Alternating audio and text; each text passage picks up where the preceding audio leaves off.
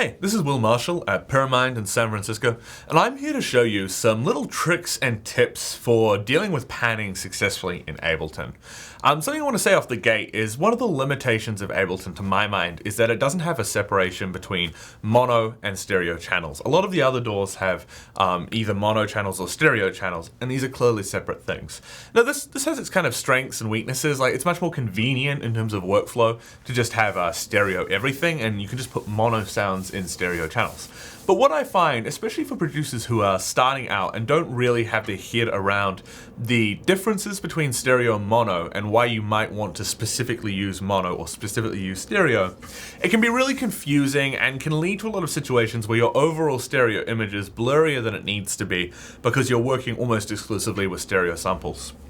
So, to give you kind of a quick rundown of why we would use mono to begin with, it's kind of a metaphor I use for mixing. A lot of other people use it as well, which is the mixed tree. And basically, if you think of an oak tree, the trunk of the oak tree is narrow, and then the higher up in the tree you get, the more it spreads out. And if you think about the up-down as being frequency from bass all the way up to really high frequencies, the idea is that your bass is very mono, and the higher up you get in your frequency spectrum, the more spread out your track is. Typically vocals and core lead sounds are still at the middle, but hi-hats and then especially all the little detailed sounds and pads and things like that are really spread out. And that's what gives the track a kind of richness. Now, there are two fundamental ways of approaching spread sounds. The first is the most common, and I think the one that people tend to overuse because it's more intuitive and easier, and that's to use spreading tools or detuning or just fundamentally quite spread sounds to begin with. Most commonly on pads, but people tend to use them on the top ends of basses. You know, say putting some chorus processing on the top end of a bass will give it that kind of detuned width.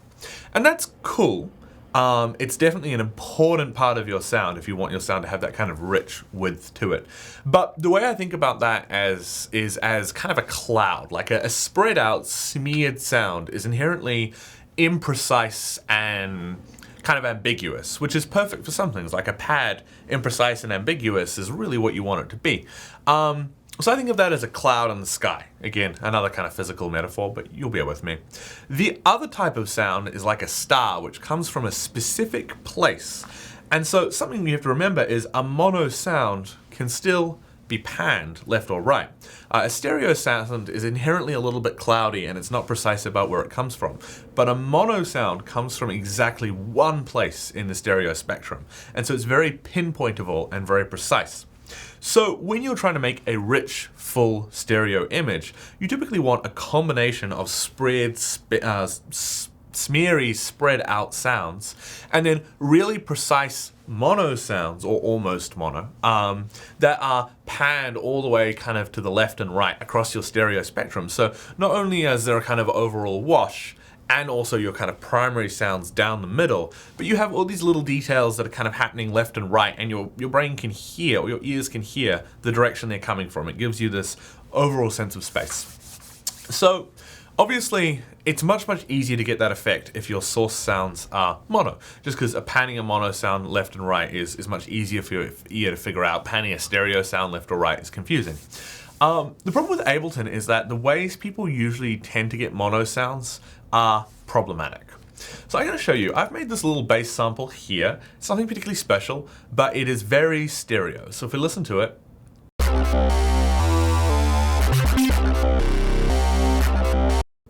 not bad, very stereo. You might not necessarily want it to be in stereo. Sometimes you do want that spread. Sometimes you want things straight down the middle. It's entirely dependent on the track you want. Now, most people, when they're looking to get a mono sound in Ableton, will go to the utility plugin and they'll drag the width down. What that does is it takes the left channel, pans it to the middle, takes the right channel, pans it to the middle, just essentially adds the left on top of the right channel. The problem with this, you'll be able to hear. Because this stereo effect was caused by kind of detuning the voices and spreading them out in Serum, the synthesizer I made that with, when you add them back together, you get all sorts of essentially phase issues and kind of weird detuning sounds. You get a very... It almost sounds kind of like there's a flanger on it. It's not pleasant. Whereas if we leave that width at 100%, but we use this drop down here and we take either just the left or just the right channel, I'm gonna switch these so you can A/B the sound.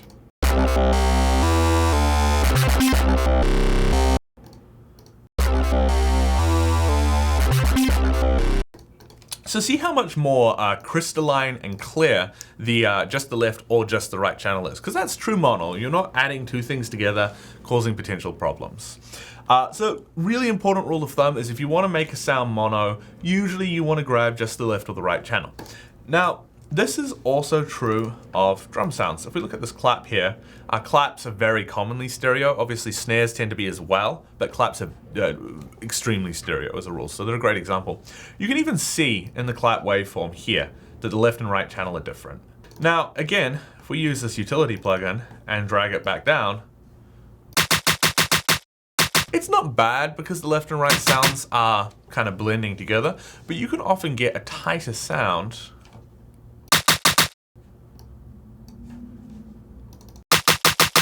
by taking either the left or the right channel. The other thing with these stereo clap sounds and things like that is often the left and the right channel are actually really different clap sounds. If I just duplicate this, change this one to left, see how those are actually substantially different tones?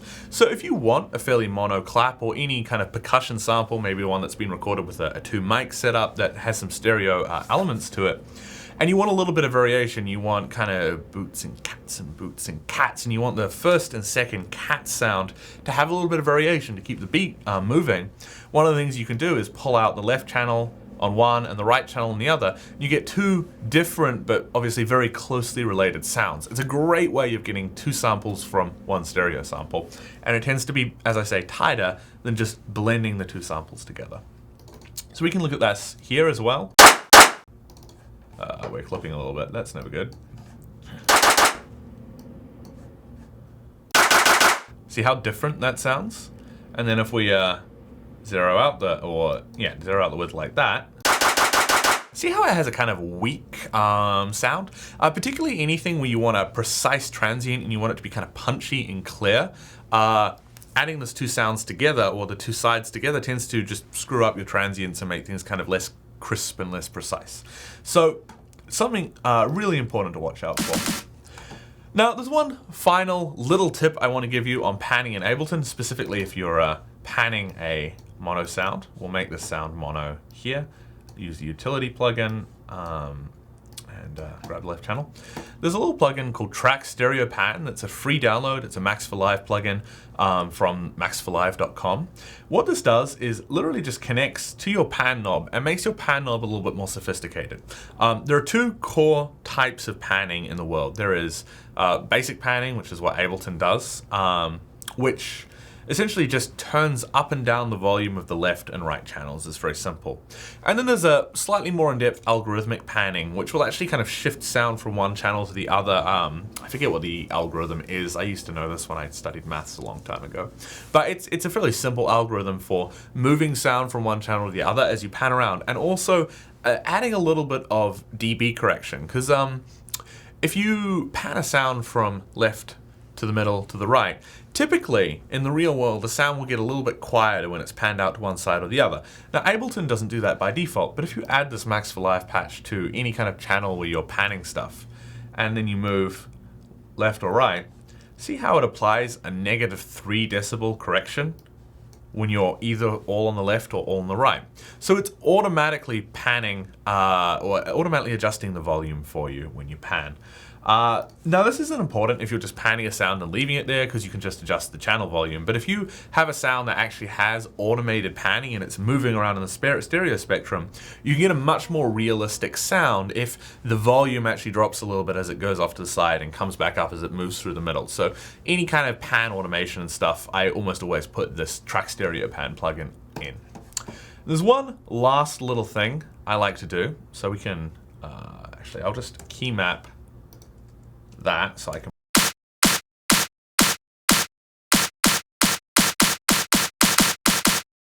versus